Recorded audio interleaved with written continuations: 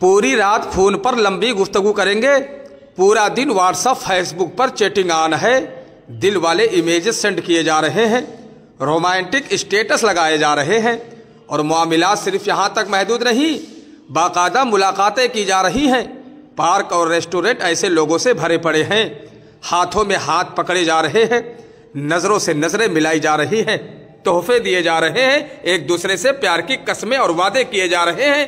मैं तुम्हारे बगैर नहीं जी सकता, मैं तुम्हारे बगैर नहीं रह सकती, तुमसे मेरी सांसें हैं, तुमसे मेरी ज़िंदगी है।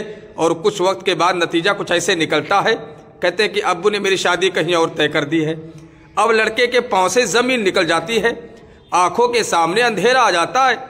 उसे लड़की के अल्फाज पर यकीन नहीं आता कि ये वही लड़की थी जो कल तक कहती थी मैं आपके बगैर मर जाऊंगी। और कहीं लड़का लड़की से ये कहता हुआ पाया जाता है कि मेरे अब्बू ने इस रिश्ते के लिए नहीं मान रहे हैं, और फिर लड़की के ऊपर गम के पहाड़ टूट पड़ते हैं।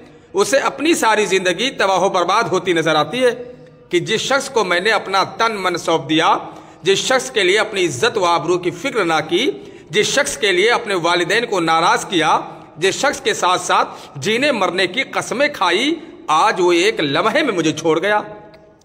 ऐसे केसेस से हमारा माशरा भरा पड़ा है। हर दूसरे घर में आशिक बैठे हैं, मैं फला से मोहब्बत करता हूँ, मैं फला से प्यार करती हूँ, और जब उनकी मोहब्बत उनका इश्क नाकाम हो जाता है ना, तो कुछ वक्त तक देवदास बने घूमते हैं कि फला ने मुझे धोखा दे दिया, फला ने मेरे साथ गलत किया, फला ने मेरी ज़िंदगी ख़राब की, फला ने मेरी इज्जत ख़राब की। ये सब मर्द एक जैसे होते हैं, औरत में कभी वफा नहीं मिलेगी। ये चंद बातें हर नाकाम आशिक की ज़बान पर होते हैं। इतना ही नहीं, साथ ही साथ ये लोग नसीब को भी नहीं बख्शते, नसीब को भी कोसना शुरू कर देते हैं। और बाज़ लोग तो शिरकिया शायरी पर उतर आते हैं, सामने वाले खुद को मजलूम और दुखी बनाकर रखते हैं। बंदा पूछे तुम्हें कहा किसने था कि उसके अंदर घुसो, किसने कहा था फोन पर इतनी लंबी कचहरियाँ लगाओ, किसने कहा था प्यार की कसमें खाओ वादे करो, किसने कहा था मुलाकातें करो। क्या कुरान ने इन गलीज हरकत पर वईदें नहीं सुनाई थी? क्या कुरान ने इन गलत आमालों से ना रोका था? क्या कुरान ने संगीन नताइज से आगाह न किया था? क्या रसूलुल्लाह सल्लल्लाहु अलैहि वसल्लम ने हया और पाक दामनी पर फजाइल नहीं बताए थे? क्या तुम्हारे वालिदैन ने तुमसे इन मामलात पर नाराज ना होते थे? बेशक कुरान तुम्हें गैर महरम ताल्लुक से रोकता रहा, तुम नहीं रुके। कुरान तुम्हें इज्जत वाली जिंदगी के तरीके बताता रहा, तुमने मुंह फेर लिया। कुरान ने तुम्हें हया वाली जिंदगी के फजाइल बताए, तुमने पसे पुश्त डाल दिए। रसूलुल्लाह सल्लल्लाहु अलैहि वसल्लम ने फरमान सुनाए, तुमने नहीं सुने। वालिदैन चीख चीख कर हलकान हो गए, तुमने एक ना मानी। सैकड़ों वाकयात तुम्हारे सामने रोनुमा हैं, तुमने सबक ना सीखा। तुम मुसलसल अपने ख्वाहिशात की पैरवी में मसरूफ रहे, तुम मुसलसल अपनी मनमानी में मसरूफ रहे, तुम मुसलसल बेहयाई व बेशर्मी में मसरूफ रहे, तुम मुसलसल वालिदैन की नाफरमानी में मसरूफ रहे। और आज जब नतीजा निकल कर सामने आया तो खुद को मजलूम बनाए पेश करते हो, नसीब को कोसते हो, तमाम मर्दों को एक जैसा कहते हो, तमाम औरतों को बेवफा कहते हो।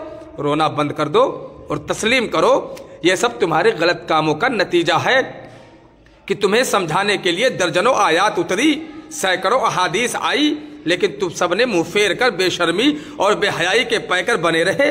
तुमने अपनी हकीकी बीवी की मोहब्बत किसी और पर निछावर कर दी, तुमने अपनी हकीकी शौहर का प्यार किसी और के साथ बांट दिया, और इन सब का नतीजा ये निकला कि तुम खूबसूरत जिंदगी तो दूर, खूबसूरत जिंदगी के तसव्वुर से भी महरूम हो चुके हो। कहना सिर्फ इतना है कि अक्लमंद शख्स वो है जो अपनी इज्जत, अपनी हया, अपनी पाक दामनी, अपनी मोहब्बत, प्यार अपने निकाह वाले साथी के लिए बचा कर रखे। ये गैर महरम से ताल्लुक 100% दुनिया व आखिरत की तबाही है। अगर आशिक शादी में कामयाब हो भी जाते हैं तो शादी के बाद बेपनाह मसाइल का सामना इस बिना पर होता है कि शादी से पहले दोनों राब्ते और मुलाकातें कर चुके हैं, वो बरकत ही खत्म हो जाती है।